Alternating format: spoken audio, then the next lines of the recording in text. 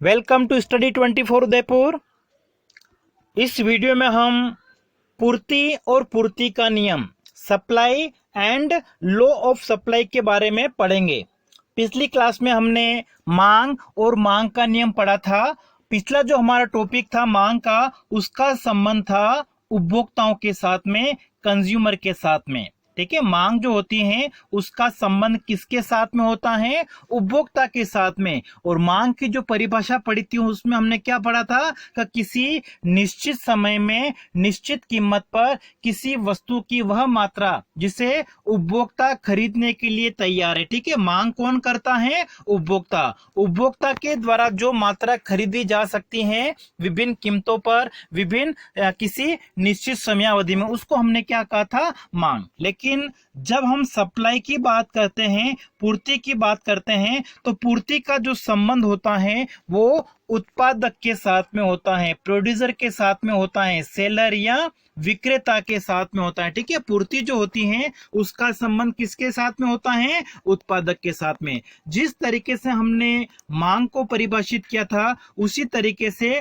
पूर्ति को भी हम परिभाषित कर सकते हैं। और पूर्ति की परिभाषा क्या बनेगी? तो किसी निश्चित समय में विभिन्न संभावित कीमतों पर हम कह सकते हैं, निश्चित कीमत पर कह सकते हैं, किसी समयावधि में निश्चित कीमत पर वस्तु की वह मात्रा जो उत्पादक बेचने को तैयार रहता है। ठीक है, उत्पादक क्या करता है? वस्तुओं का जो उत्पादन करता है वो किस लिए करता है? बेचने के लिए। उपभोक्ता क्या करता है? वस्तुओं को अपनी आवश्यकताओं को पूरा करने के लिए खरीदता है। तो पूर्ति को जब आप परिभाषित करोगे तो आप क्या कहेंगे? किसी निश्चित समय में विभिन्न संभावित कीमतों पर या किसी एक निश्चित कीमत पर वस्तु की वह मात्रा जो उत्पादक बेचने के लिए तैयार होता है उसे हम क्या कहते हैं? पूर्ति कहते हैं। ठीक है, किसी वस्तु की पूर्ति का अभिप्राय वस्तु की उस मात्रा से है जिसे विक्रेता एक निश्चित अवधि में निश्चित कीमत पर बेचने को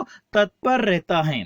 ठीक है, देखिए अगर हम बात करें कि एक मोबाइल बनाने वाली कंपनी है, उसने एक वर्ष की अवधि में 100 मोबाइल का निर्माण किया, लेकिन उस वर्ष विशेष में वो फर्म जो है उसमें से 80 मोबाइल बेचना चाहती हैं और प्राइस क्या है? 10,000। ठीक है, 10,000 रुपए की कीमत पर, ठीक है, 10,000 रुपए प्रति मोबाइल की दर से एक फर्म जो है वो 80 मोबाइल बेचने को तैयार है। तो इसको हम क्या कहेंगे?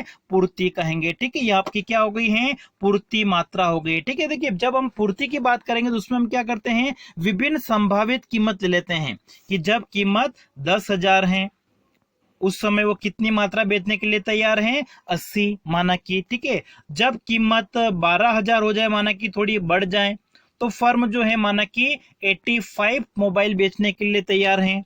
माना कि कीमत अगर 15,000 हो, उस समय जो फर्म है वो 90 जो मोबाइल हैं बेचने के लिए तैयार हो। मतलब उत्पादक जो होता है उसका उद्देश्य क्या होता है? लाभ कमाना। और लाभ कमाने के लिए वो क्या करेगा? जब कीमत ज्यादा है तो वस्तु की वो ज्यादा मात्रा बेचना चाहेगा। इसका मतलब क्या हो गया? जैसे जैसे वस्तु की कीमत अगर बढ़ेगी तो कीमत बढ़ने पर वस्तु की जो पूर्ति है, सप्लाई है, वो क्या होगी? बढ़ेगी। और कीमत कम होने पर सप्लाई क्या होगी? पूर्ति क्या होगी?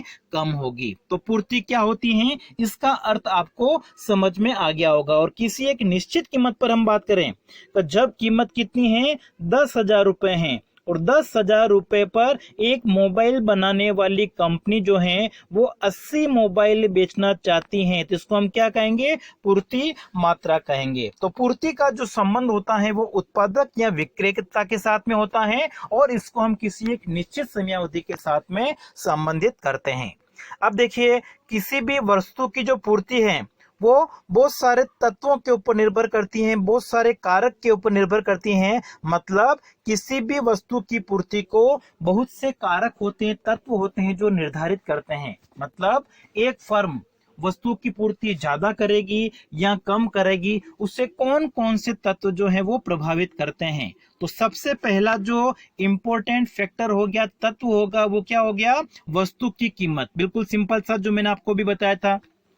एक फर्म या विक्रेता का उद्देश्य क्या होता है? अधिक लाभ कमाना। और अधिक लाभ कमाने के लिए वो क्या करेगा? जब वस्तु की कीमत ज्यादा है तो उस वस्तु को ज्यादा बेचना चाहेगा। इसका मतलब पूर्ति मात्रा क्या होगी? बढ़ेगी। और जब वस्तु की कीमत कम होगी तो उत्पादक को लाभ कम होगा, इसलिए वो क्या करेगा? वस्तु की कम मात्रा बेचना चाहेगा, जिससे पूर्ति क्या होगी? घटेगी। तो सबसे पहला जो मेन तत्व है वस्तु की पूर्ति को प्रभावित करने वाला, वो कौन सा है? वस्तु की बाजार कीमत क्या है। दूसरा जो तत्व है वो कौन सा है? वस्तु के उत्पादक साधनों की कीमतें।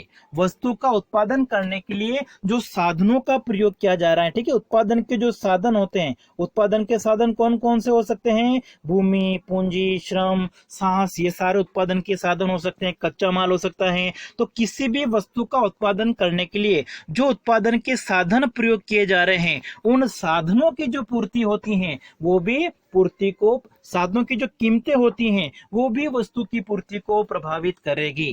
क्योंकि देखिए, उत्पादन के साधनों की कीमत अगर कम होगी, ठीक है, उत्पादन के साधनों की कीमत अगर कम होगी, इसका मतलब उत्पादन की लागत घटेगी। और उत्पादन की लागत घटेगी तो जो उत्पादक के विक्रेता है उसका लाभ बढ़ेगा और वो पूर्ति क्या करेगा? ज्यादा करेगा। यहाँ पे प्राइस का मतलब किससे? वस्तु की कीमत की हम बात नहीं कर रहे, अब किसकी हम बात कर रहे हैं? साधनों की कीमत, जो इनपुट्स हैं, उत्पादन के जो साधन हैं, उनकी कीमत अगर कम होगी, उससे उत्पादन लागत घटेगी, फर्म का लाभ बढ़ेगा, जिससे वो वस्तु की पूर्ति क्या करेंगे? बढ़ाएंगे। लेकिन इसके विपरीत अगर आप देखो, अगर उत्पादन के साधन अगर महंगे मिल रहे हैं, ठीक है, उत्पादन के साधनों की कीमत ज्यादा है, मतलब मजदूरी ज्यादा देनी पड़ रही है, पूंजी जो मिल रही है उधार, उसका ब्याज ज्यादा देना पड़ रहा है, इसका मतलब उत्पादन की लागत बढ़ेगी। और उत्पादन की लागत बढ़ने से जो उत्पादक है उसके लाभ घट जाएंगे, लाभ क्या हो जाएंगे?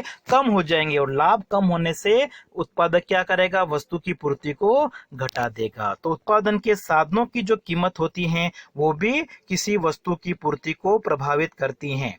उसके बाद में तीसरा जो कारक है वो कौन सा है? संबंधित वस्तुओं की कीमत।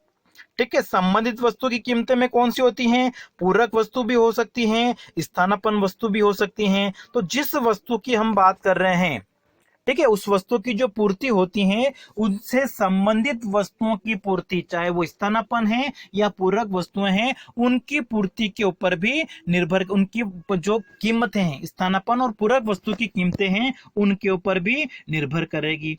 अब देखिए, यहाँ पर अगर हम देखें, ठीक है, पूरक वस्तुएं क्या होती हैं? ऐसी वस्तुएं जिनका साथ साथ प्रयोग किया जाता है, उनको हम क्या कहते हैं? पूरक वस्तुएं। जैसे चाय के साथ में चीनी का प्रयोग किया जाएगा, ये कौन सी होगी? पूरक वस्तु। कार के साथ में पेट्रोल का प्रयोग किया जाता है, इसको हम क्या कहते हैं? पूरक वस्तुएं कहते हैं। ठीक है, जूते और मोजे हो गए, ये आपके कौन सा है? पूरक वस्तुएं हैं। स्थानापन्न कौन सी होती हैं? ऐसी वस्तुएं जो एक के स्थान पर हम दूसरी का प्रयोग कर सकते हैं। ठीक है, जैसे हमने चाय की जगह कॉफी का प्रयोग कर लिया, ये कौन सी है? स्थानापन्न वस्तुएं हैं। गुड़ की जगह चीनी का प्रयोग कर लिया जाए, ये कौन सी हैं? स्थानापन्न है। कचौरी की जगह समोसा, गुलाब जामुन की जगह रसगुल्ला, ये एक तरह से कौन सी वस्तुएं हैं? स्थानापन्न वस्तुएं हैं। ठीक है, तो देखिए, इन वस्तुओं के संदर्भ में अगर हम देखें तो किसी एक वस्तु की कीमत अगर बढ़ेगी, जैसे कि कचौरी की कीमत अगर बढ़ती है, ठीक है, कचौरी की कीमत अगर बढ़ेगी तो इस स्थिति में क्या होगा? इसकी जो स्थानापन्न वस्तुएं हैं, समोसा, ठीक है, तो समोसा बनाने वाले जो उत्पादक है उनके मन में क्या आएगा कि वो भी क्या करें? ज्यादा कीमत पर बेचें। ठीक है, उनका उद्देश्य क्या होता है? लाभ कमाना। और अधिक लाभ कब मिलेगा? जब कीमत ज्यादा होगी। तो स्थानापन्न वस्तु के संदर्भ में आप देखोगे, किसी एक वस्तु की कीमत बढ़ जाती है तो जो उत्पादक है वो भी क्या करेगा? जो दूसरी वस्तुएं हैं उसकी कीमत बढ़ाने का प्रयास करेगा, ताकि उसका जो लाभ है वो एक तरह से क्या हो? बढ़ जाए।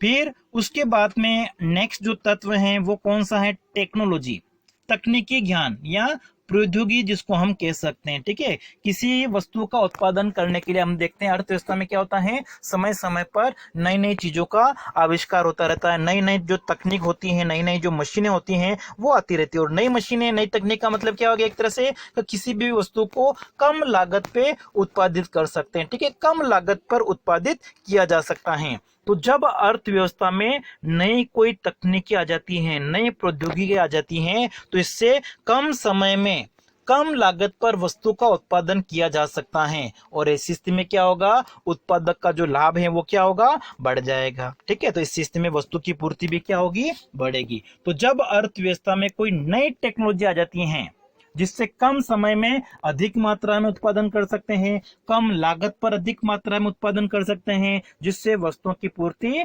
बढ़ेगी, क्योंकि इससे उत्पादकों का जो लाभ होता है वो क्या होगा, बढ़ेगा। फिर नेक्स्ट जो तत्व है वो कौन सा है, विशेष अवसर। ठीक है, लेकिन आपको मेन जो अभी तत्व हमने पढ़े हैं, ठीक है, मुख्य रूप से किसी वस्तु की पूर्ति को जो प्रभावित करने वाले तत्व हैं वो कौन सा है, सबसे पहले जिस वस्तु की हम बात कर रहे हैं उस वस्तु की कीमत। दूसरा, जो उत्पादन के साधन हैं उन साधनों की कीमत प्रभावित करेगी।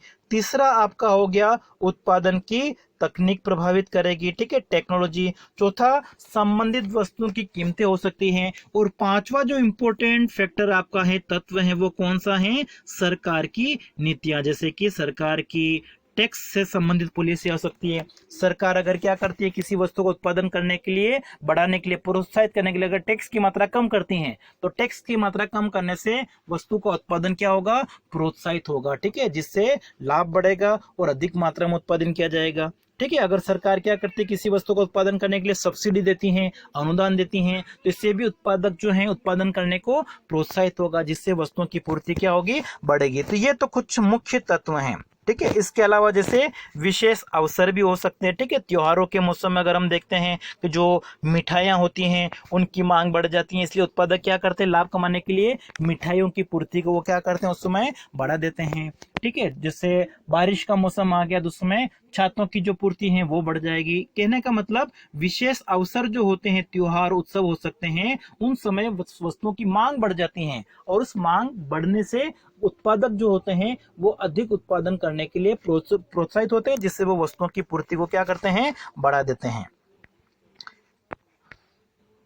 इसके अलावा जैसे आगतों की गुणवत्ता। ठीक है, आगत का मतलब यहाँ पे क्या है, उत्पादन के साधन या कच्चे माल के रूप में हम जिसका प्रयोग कर रहे हैं, अगर वो अच्छी क्वालिटी के हैं तो अच्छी क्वालिटी का होने से क्या होगा, उत्पादन अधिक मात्रा में होगा, और उत्पादन अगर अधिक मात्रा में होगा तो पूर्ति क्या होगी, बढ़ेगी। इसी तरीके से परिवहन लागतें जो है वो भी प्रभावित करती हैं। किसी वस्तु के जो उत्पादन किया जा रहा है, ठीक है, उसमें परिवहन के साधन आसानी से मिल जाते हैं, एक स्थान से दूसरे स्थान पर उत्पादन को पहुंचाने के लिए कम लागत पर अगर परिवहन के साधन मिल जाते हैं तो इससे वस्तुओं की पूर्ति क्या होगी, बढ़ेगी। ठीक है, तो ये सारे तत्व क्या करते हैं, वस्तु की पूर्ति को प्रभावित करते हैं।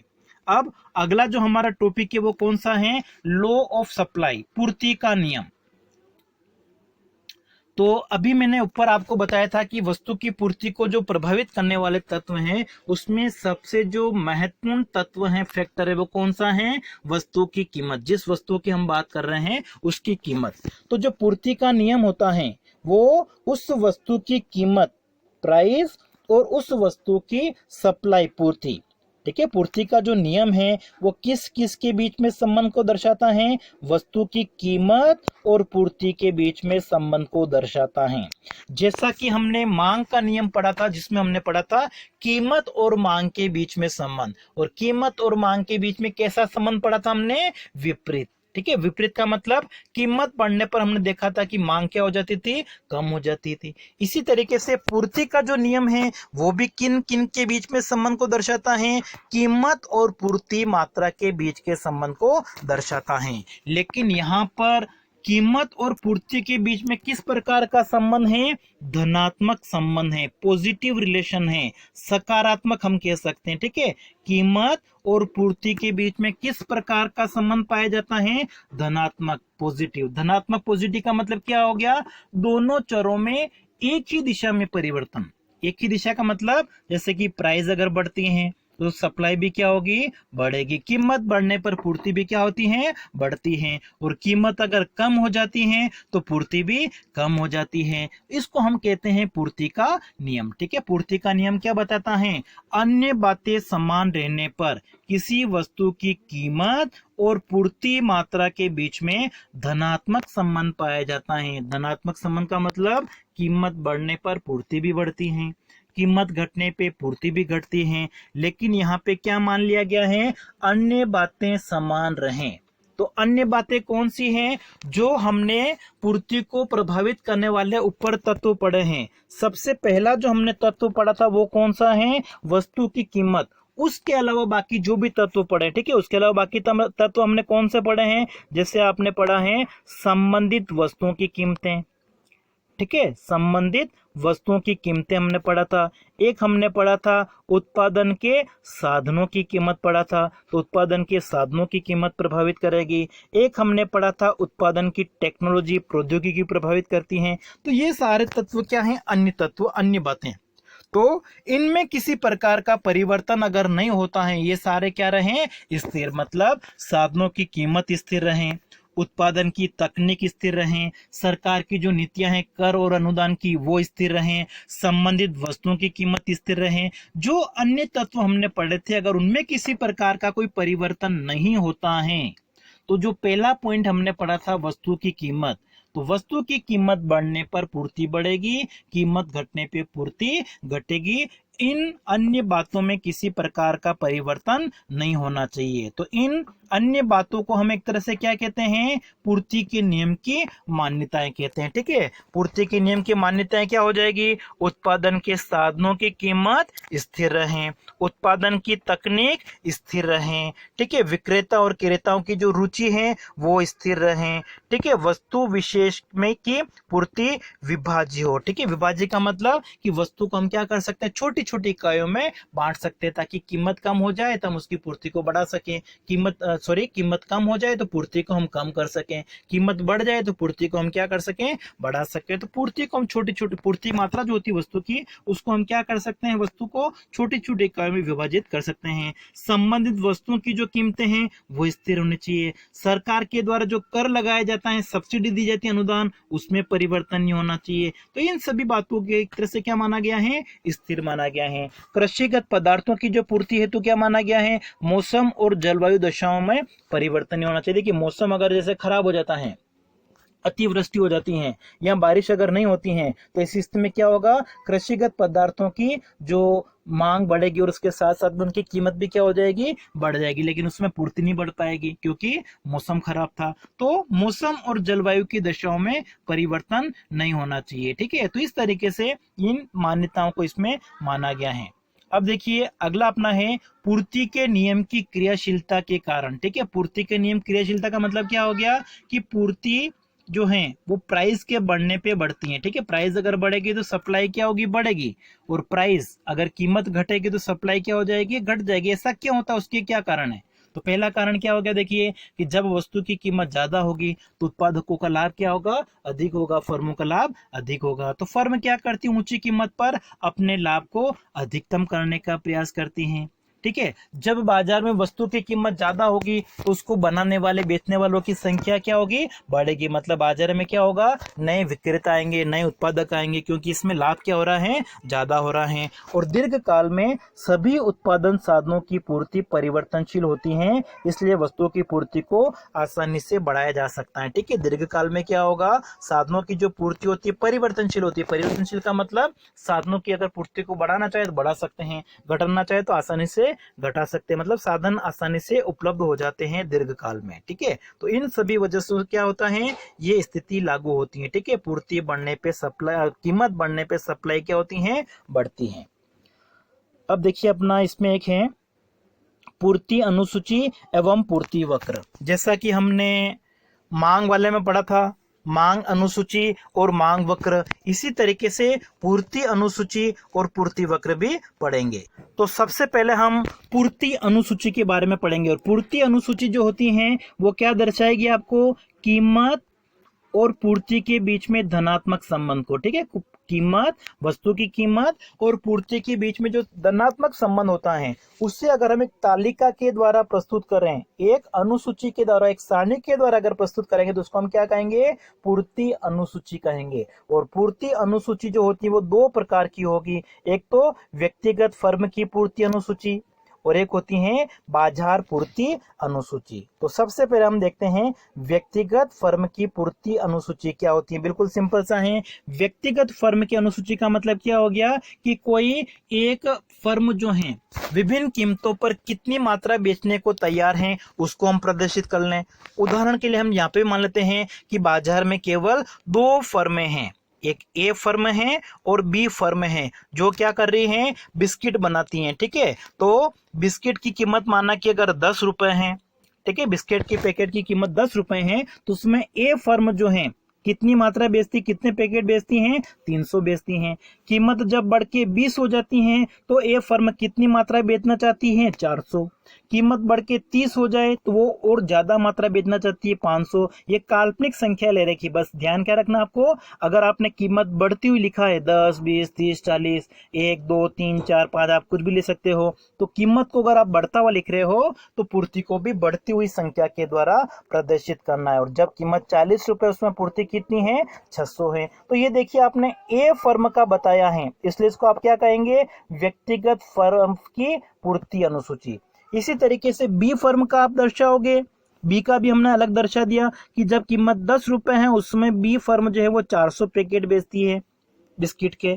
जब कीमत 20 रुपए है उस समय वो 500 पैकेट बेचती हैं या 500 पैकेट बेचना चाहती है, 500, 600 जो भी लिखा हुआ है। जब कीमत 30 रुपए है उस समय वो 800 बेचना चाहती हैं। जब कीमत 40 रुपए उस समय वो 1000 पैकेट जो है वो बेचने को तैयार है। तो ये कोई फर्म विशेष विभिन्न कीमतों पर कितनी मात्रा बेचने को तैयार हैं, उसको अगर हम एक सारणी के द्वारा प्रस्तुत करते हैं तो उसको हम क्या कहते हैं, व्यक्तिगत फर्म की पूर्ति अनुसूची। और इसी संबंध को अगर आप एक वक्र के द्वारा प्रदर्शित कर देंगे तो क्या बन जाएगा, पूर्ति वक्र बन जाएगा। तो देखिए व्यक्तिगत फर्म का अगर हम पूर्ति वक्र बनाए, पहले मैं ए का बना के बता देता हूँ। ठीक है, ए फर्म का हमने पूर्ति वक्र बनाया तो इधर आपने कीमत ले ली, ये 10 रुपए, ये 20 रुपए, ये 30 रुपए और ये 40 रुपए है। और मात्रा हमने ले ली यहाँ पे, माना कि 100 है, ये 200 है, ये 300, 400, 500, 600। ठीक है, अब देखिए जब कीमत 10 रुपए, उस समय वो कितनी मात्रा बेच रही है फर्म, 300। तो कीमत 10 रुपए और 300 आपका है यहाँ पे हमने पॉइंट लगा दिया। जब कीमत 20 रुपए है उसमें वो 400 बेच रही है, तो ये देखिए आपका ये 20 रुपए यहाँ पे है और 400 बेच रही है, 400 आपका है इस जगह, इसके सामने यहाँ पे हमने पॉइंट लगा दिया। ठीक है, चाहे आप ऐसे चाहे ऐसे मिला भी सकते हो, इधर से इधर मिला दिया। फिर जब 30 रुपए कीमत है, ये 30 रुपए यहाँ पे हैं, उस समय वो 500 इकाइयाँ बेचती हैं। 500 इकाई आपने यहाँ पे ले रखा है, यहाँ पे आपका एक पॉइंट आ जाएगा। और जब कीमत 40 रुपए, उस समय वो 600 इकाइयाँ, ये 40 रुपए और इधर आपका 600 यहाँ पे है, यहाँ पे एक पॉइंट आ गया। ठीक है, ये सारे पॉइंट को आप मिला दीजिए तो ये आपका क्या बन जाएगा, पूर्ति वक्र बन जाएगा। एग्जाम में क्या पूछा जाएगा कि पूर्ति वक्र क्या प्रदर्शित करता है, बस आपको ये ध्यान रखना है, वस्तु की कीमत और पूर्ति मात्रा के बीच में संबंध। और किस प्रकार का संबंध, धनात्मक संबंध। ठीक है, धनात्मक का मतलब कीमत बढ़ती है तो पूर्ति भी बढ़ती है, या कीमत घटती है तो पूर्ति भी घटती है। तो ये हो गया आपका व्यक्तिगत फर्म की अनुसूची और पूर्ति वक्र। इसी तरीके से हम बात करेंगे बाजार पूर्ति अनुसूची और बाजार पूर्ति वक्र की। तो बाजार पूर्ति अनुसूची का मतलब क्या हो गया, बाजार में जितनी भी फर्में हैं उन सभी के द्वारा जो पूर्ति की जा रही है उसको अगर हम जोड़ लें एक साथ, सभी फर्मों की पूर्ति मात्राओं का अगर हम जोड़ कर ले, योग कर ले, तो हमारे पास में क्या आ जाएगी, बाजार पूर्ति आ जाएगी। सभी फर्मों के द्वारा की जाने वाली पूर्ति को अगर आप सारणी के द्वारा प्रदर्शित करोगे तो बाजार पूर्ति अनुसूची बन जाएगी। और सभी फर्मों के द्वारा की जाने वाली पूर्ति के जोड़ को अगर आप वक्र के द्वारा प्रदर्शित करोगे तो क्या बन जाएगा, बाजार पूर्ति वक्र बन जाएगा। इसको भी हम एक उदाहरण के माध्यम से समझ सकते हैं। ठीक है, ये हमने एक सारणी बना ली है कि माना कि बाजार में दो फर्में हैं, तो एक आप अलग बनाओगे, ये क्या है आपका व्यक्तिगत फर्म की अनुसूची है। बी का हमने अलग बनाया, ये भी क्या है, व्यक्तिगत अनुसूची है। लेकिन दोनों को जोड़ के आप अगर प्रदर्शित कर दो कि जब कीमत 10 रुपए है उस समय ए फर्म 300 बेचती है और बी कितनी बेचती है, 400, दोनों मिला के कितना बेचती हैं, 300 + 400 = 700। दिए क्या हो गया का, बाजार की कुल पूर्ति हो गई है। जब कीमत 20 रुपए है उस समय ए फर्म 400 बेचती है और बी कितना बेचती है 600, तो 600 प्लस 400 कितना हो गया 1000 हो गया। जब कीमत 30 रुपए है उस समय ए बेचती है 500 और बी बेचती है 800, 800 और 500 कितने हो गए 1300। 40 रुपए कीमत पर ए फर्म बेचती है 600 और बी फर्म बेचती है 1000, तो 1000 और 600 कितने हो गए 1600। तो ये आपकी क्या बन गई है बाजार पूर्ति अनुसूची हो गई है। और बाजार पूर्ति वक्र बनाने के लिए हम क्या करेंगे, इन कीमत के साथ में इन मात्राओं को हम प्रदर्शित कर देंगे। ठीक है, इसी प्रकार हम वक्र बना सकते हैं। जैसे देखिए ये हमने वक्र बनाया, कीमत आपने ले ली यहाँ पे 10, यह आपका 20, यहाँ पे 30 और यहाँ पे आपका हो गया 40। और मात्रा जैसे आपके देखिए अधिकतम कितनी है 1600 है, सबसे कम कितनी है 700 है। तो आप अंदाज से बना लीजिए, 300 300 का अंतर ले लीजिए, 400 400 का अंतर ले लीजिए, हम ले लेते हैं 400 का अंतर ले लो आप, 400 800 1200 और ये हो गया आपका 1600। ठीक है, इसके अंतर्गत क्या होगा सब आ जाएगा। 300 300 का भी अंतर ले सकते हैं, 200 200 का भी आप ले सकते हो अंतर। तो हमने यहाँ पे 400 400 का अंतर लिया है। ठीक है, अब देखिए जब वस्तु की कीमत 10 रुपए है उसमें पूर्ति कितनी है 700, तो 10 रुपए पे 700 आपका कहाँ पे होगा, इस 800 से थोड़ा सा पीछे होगा, यहाँ पे हमने पॉइंट लगा दिया। जब कीमत 20 रुपए है उसमें पूर्ति कितनी है 1000, तो 1000 कहाँ पे होगा 800 और 1200 के बीच में होगा, तो यहाँ पे हमने पॉइंट लगा दिया। ठीक है, आप पॉइंट लगा सकते हो, मिलाना चाहो तो मिला भी सकते हैं।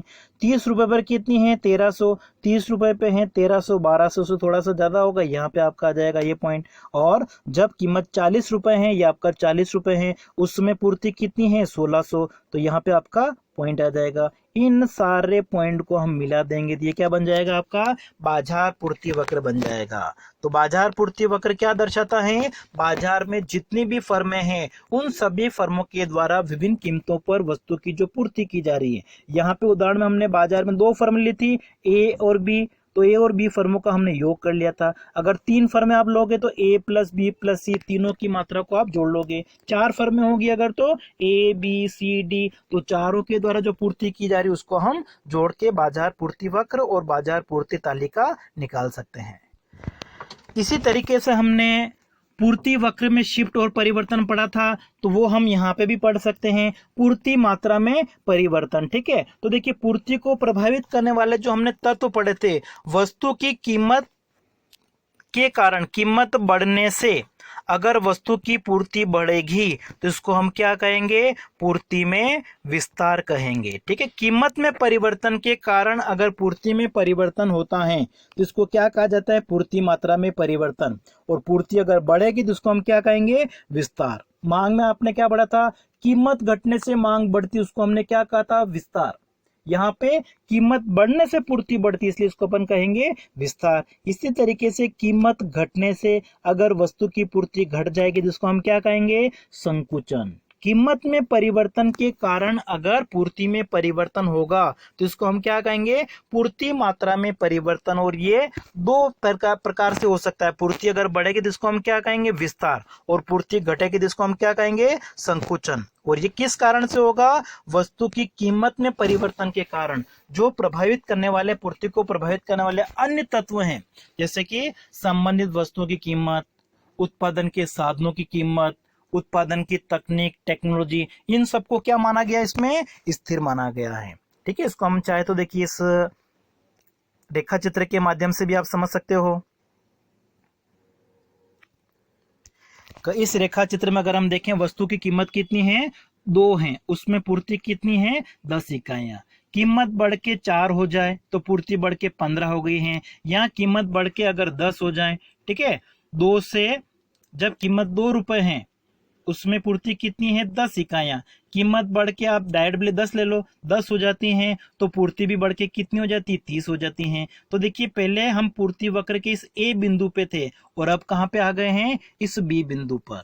तो कीमत बढ़ने पे देखो, ये कीमत बढ़ी है तो पूर्ति क्या हो गई, बढ़ गई, तो इसको हम क्या कहेंगे, विस्तार कहेंगे। इसी को आप उल्टा समझा दीजिए कि जब कीमत 10 रुपए से घट के 2 रुपए हो जाती है तो पूर्ति 30 से घट के 10 हो जाती है, इसको आप क्या कहेंगे, संकुचन कहेंगे। ठीक है, देखिए इस डायग्राम में आप अलग चाहे तो अलग बता दीजिए कि जब वस्तु की कीमत 10 रुपए है उसमें पूर्ति कितनी है 30 इकाइयां। कीमत घट के अगर माना कि 2 हो जाती हैं तो पूर्ति घट के 10 हो जाती हैं। तो देखिए यहाँ पे पूर्ति मात्रा घट गई, इसको अपन क्या कहेंगे संकुचन कहेंगे, पूर्ति मात्रा में संकुचन कहेंगे। मतलब इसमें जो संचलन हो रहा है वो एक ही वक्र पे हो रहा है। ठीक है, देखो इसी पूर्ति वक्र पे हो रहा है, लेकिन जो पूर्ति वक्र है उसमें शिफ्ट किन कारणों से हो सकता है, तो अन्य तत्व हमने जो पढ़े थे उनके कारण। ठीक है, जैसे कि आपका एक दो में बताता हूं, उत्पादन के साधनों की कीमत के कारण हो सकता है, उत्पादन के साधनों की कीमत में परिवर्तन के कारण। ठीक है, उत्पादन के साधनों की देखो पूर्ति वक्र आपका बनता है इस तरीके से, ये आपका पूर्ति वक्र होता है। उत्पादन के साधनों की कीमत अगर घट जाएगी तो क्या होगा, पूर्ति बढ़ेगी, जिससे पूर्ति वक्र क्या होगा दाईं ओर शिफ्ट हो जाएगा। देखिए इधर आ जाएगा आपका। अगर उत्पादन के साधन महंगे हो जाएंगे तो क्या होगा, पूर्ति घट जाएगी, मतलब पूर्ति वक्र क्या होगा बाईं ओर शिफ्ट हो जाएगा। जैसा हमने मांग में पढ़ा था सेम उसी तरीके से है, बस यहाँ पे जो पूर्ति वक्र आपका है वो कैसा है धनात्मक ढाल का है। इसी तरीके से अगर हम बात करें सरकार प्रौद्योगिकी की बात कर लो कि अगर प्रौद्योगिकी में सुधार हो, अच्छी टेक्नोलॉजी आ जाएगी, तो अच्छी टेक्नोलॉजी आने से क्या होगा वस्तुओं की पूर्ति क्या होगी बढ़ेगी, तो वस्तुओं की पूर्ति बढ़ेगी तो पूर्ति वक्र क्या होगा दाईं ओर शिफ्ट हो जाएगा। ठीक है, तो ये आपको 2 पॉइंट तो आपको याद रखने ही है कि उत्पादन की टेक्नोलॉजी प्रौद्योगिकी तकनीकी में अगर सुधार होगा तो पूर्ति वक्र दाईं ओर शिफ्ट हो जाएगा। उत्पादन के साधनों की कीमत अगर घट जाती है तो पूर्ति वक्र दाईं ओर शिफ्ट हो जाएगा। ठीक है, तो ये कुछ चीजें हैं जो आपको ध्यान रखनी है। तो ये आपका पूर्ति और पूर्ति का जो नियम है वो हमारा कंप्लीट हो चुका है। अब देखिए इनसे संबंधित जो एमसीक्यूज हैं उनको भी हम अगले वीडियो में देखेंगे, और एक आपका लोच की जो अवधारणा अगला टॉपिक दे रखा है। ठीक है, लोच की अवधारणा में आपका मांग की लोच भी आ जाएगा और पूर्ति की लोच भी आ जाएगा। ठीक है, तो इन दोनों टॉपिक को पढ़ने के बाद में, लोच को पढ़ने के बाद में हम क्या करेंगे, इसके जो एमसीक्यूज हैं उनको भी हम हल करने का प्रयास करेंगे।